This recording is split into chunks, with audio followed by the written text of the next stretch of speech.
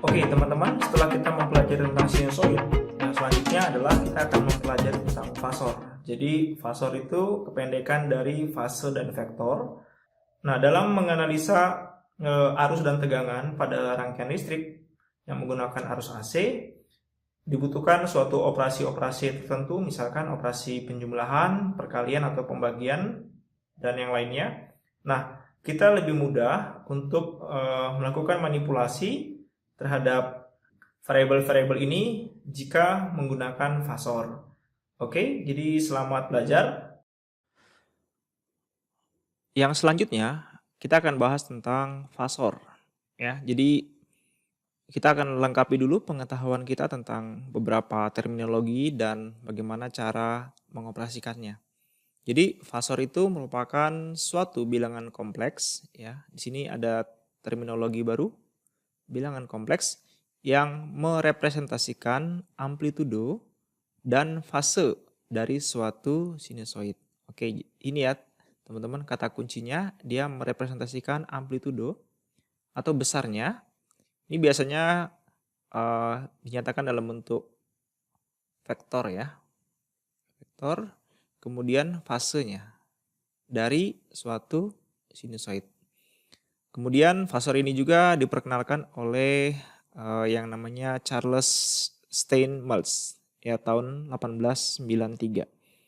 Oke, kita akan bicara terlebih dahulu tentang bilangan kompleks. Oke, yang pertama adalah bilangan kompleks ya. Misalkan kita nyatakan bilangan kompleks ini dengan suatu variabel namanya Z. Jadi bilangan kompleks itu didefinisikan ya sebagai Z itu sama dengan suatu variabel X tambahkan dengan J dikalikan dengan suatu variabel namanya Y, gitu ya. Nah, di sini kita bisa lihat bahwa masing-masing ini memiliki nilai ya. Jadi diketahui di sini diketahui J itu adalah suatu nilai dari akar min 1. Ada nggak akar min 1? Kalau kita masukin ke kalkulator ini pasti jawabannya error ya. Maka ini yang kita sebut sebagai imajiner.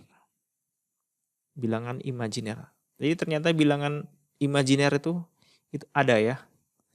Nah, kemudian X itu adalah bagian real ya dari bilangan kompleks Z. Ya, di sini saya tulis begini. Kemudian Y adalah bagian imajiner, oke, dari Z. Jadi kalau teman-teman lihat ada bilangan kompleks Z sama dengan X atau bla bla bla tambah J kali sesuatu. Nah, ini adalah bagian real. Oke, yang ini adalah bagian imajiner. Oke, mungkin sampai sini teman-teman masih ini ya bingung ini sebenarnya gunanya untuk apa. Oke, tapi tahan dulu aja. Nanti kita akan jelaskan pelan-pelan ya. Ini diperkenalkan dulu. Nah, kemudian ini bagian yang pertama ya. Jadi bilangan kompleks bisa dinyatakan dalam bentuk seperti ini. Bilangan kompleks itu juga bisa dinyatakan dalam bentuk begini teman-teman. Z sama dengan R sudut C ya. Atau bisa juga sama dengan R E pangkat J kali dengan C. Nah, ini ekspresi yang lain ya. Ini dengan ya. Dengan di sini kita bisa lihat si R ya. R itu adalah magnitud ya, magnitud atau besar dari Z di sini. Kemudian si psi-nya itu adalah fase ya. Fase dari Z. Oke. Nah, pada ya di sini pada bilangan kompleks. Bilangan kompleks kita itu adalah si Z.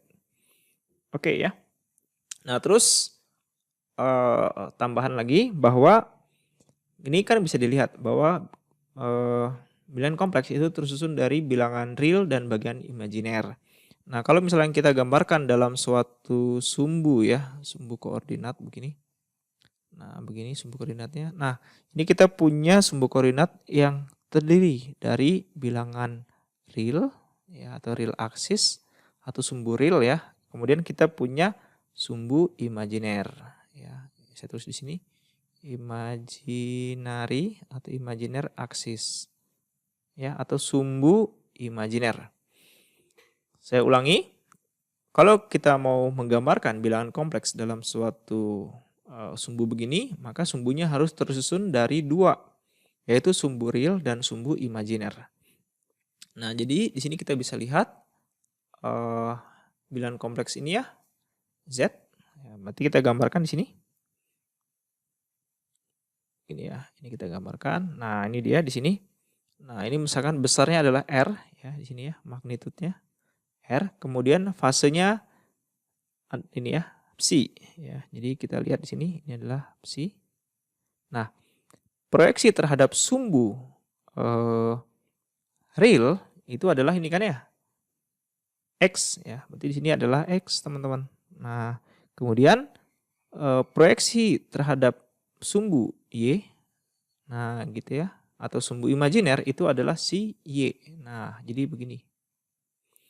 Oke ya, teman-teman. Nah, dari gambar ini bisa kita dapatkan ya.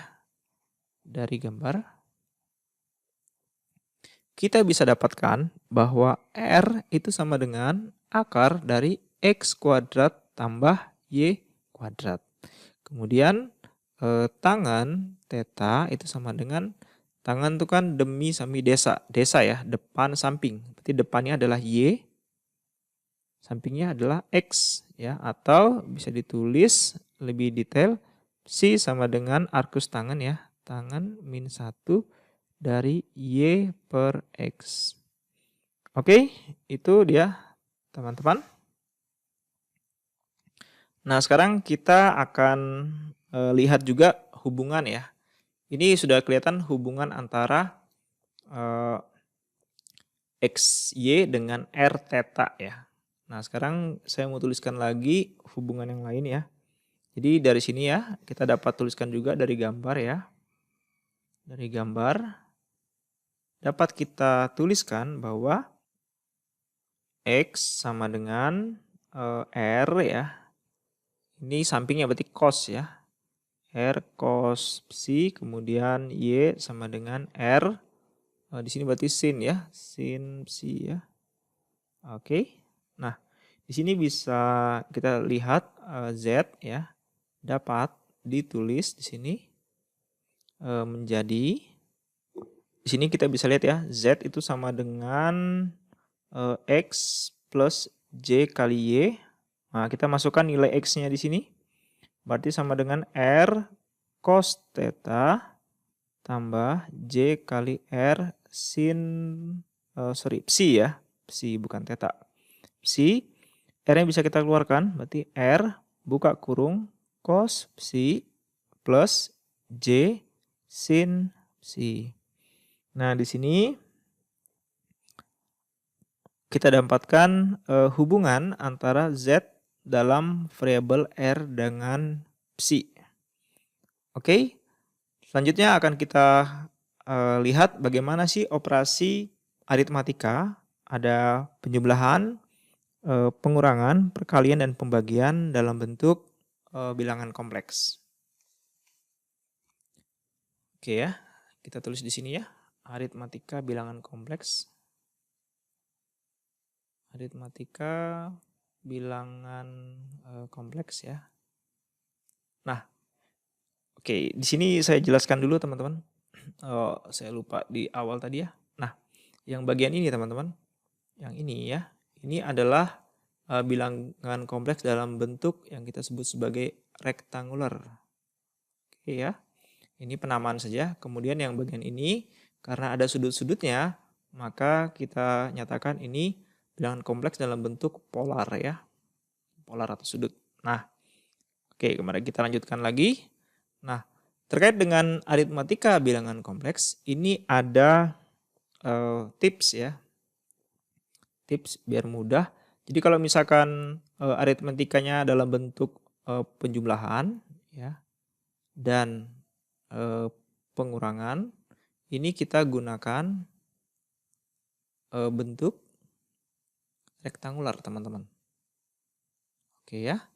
Nah, sementara kalau misalkan bilangan kompleksnya dalam bentuk kita mau operasinya dalam bentuk perkalian ya. Perkalian dan pembagian. Saya tulis begini pembagian ya. Ini kita gunakan ya bentuk polarnya, teman-teman. Oke ya, gitu. Oke, sekarang kita akan bahas lebih detail di sini. Nah, misal di sini ya.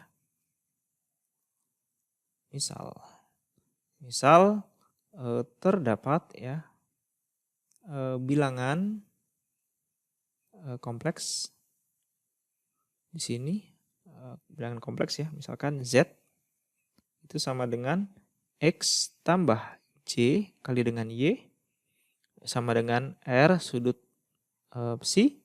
Kemudian ada bilangan kompleks Z1 sama dengan X1 tambah J Y1. Berarti ini kalau dalam bentuk polar kita tulis R sudut psi 1. Kemudian, ini R1 ya. Sorry, R1 ketinggalan. Kemudian Z2 sama dengan X2 plus J kali Y2. Maka ini kita tulis R2 sudut psi 2. Nah, kita akan melihat sifat-sifat dari operasi aritmatika pada bilangan kompleks untuk penjumlahan, pengurangan, perkalian, dan pembagian. Oke, teman-teman, kita lanjutkan. Kita akan bahas tentang lebih detail ya tentang operasi aritmatika bilangan kompleks. Jadi untuk yang penjumlahan bilangan kompleks, misalkan di sini kita menjumlahkan Z1 plus Z2. Nah, berarti kita lihat di sini X1 plus JY1 plus X2 plus JY2. Nah, ini kita kumpulkan yang ada J-nya kita kumpulkan ke sini sehingga kita dapat seperti ini ya, teman-teman. Nah, di sini intinya adalah kalau di penjumlahan bilangan kompleks itu bagian X-nya kita jumlahkan, bagian Y-nya kita jumlahkan. Itu aja ya. Nah, ini juga berlaku untuk pengurangan bilangan kompleks. Jadi kalau Z1 minus Z2, nah ini seperti begini ekspresinya, kita lihat bahwa ini bagian bagian realnya kita jumlahkan, terus bagian realnya kita ini kita kurangkan ya. Minus di sini minus ya. Minus, ini juga kita minuskan ya. Kemudian kita lihat lagi kalau untuk perkalian. Nah, di perkalian kita harus pakai yang bilangan kompleks dalam bentuk polar. Misalkan di sini Z1 dikalikan dengan Z2, berarti ini R1 sudut theta 1 dikalikan dengan R2 sudut theta 2. Nah, kalau ada perkalian bilangan kompleks, maka kita gunakan yang polar, terus bagian R-nya kita kalikan, sementara bagian sudutnya kita jumlahkan. Gitu ya. Oke, kemudian pembagian. Pembagian bilangan kompleks, misalkan Z1 dibagi Z2, ini kita tinggal bagi aja bagian R-nya, berarti R1 per R2, terus bagian sudutnya kita kurangkan, berarti psi 1 minus psi 2. Gitu ya. Kemudian yang resiprok. Resiprok ini maksudnya kalau kita punya bilangan 1 per Z, berarti 1 per R. Nah, ini sudutnya jadi minus ya, minus psi. Oke, kemudian yang bagian akar kuadrat, misalkan akar Z berarti sama dengan bagian R-nya kita akarkan, kemudian bagian sudutnya kita bagi dengan 2 ya, psi per 2. Kemudian yang tidak kalah penting, yang terakhir adalah kompleks konjugat. Jadi Z konjugat ya, misalkan begini Z konjugat, maka X plus JY kita konjugatkan, ini tandanya adalah bintang. Nah, kalau kita konjugatkan seperti ini, maka bagian dari J-nya itu berubah tanda, awalnya positif menjadi negatif ya, seperti ini. Atau kalau R sudut theta, jadi kalau kita lihat di sini, Z-nya di sini kan R sudut psi ya, R sudut psi, maka kalau dikonjugatkan menjadi R sudut minus psi, atau sama dengan minus R E pangkat minus J psi gitu ya. Intinya yang ada J-nya itu kita buat jadi minus. Oke, gimana teman-teman tentang fasor? Apakah sudah mulai paham? Nah, kalian silakan lanjutkan ya untuk melakukan latihan atau juga membaca sumber-sumber yang relevan sehingga pemahamannya bisa jadi lebih baik lagi. Sampai ketemu lagi di video yang lain.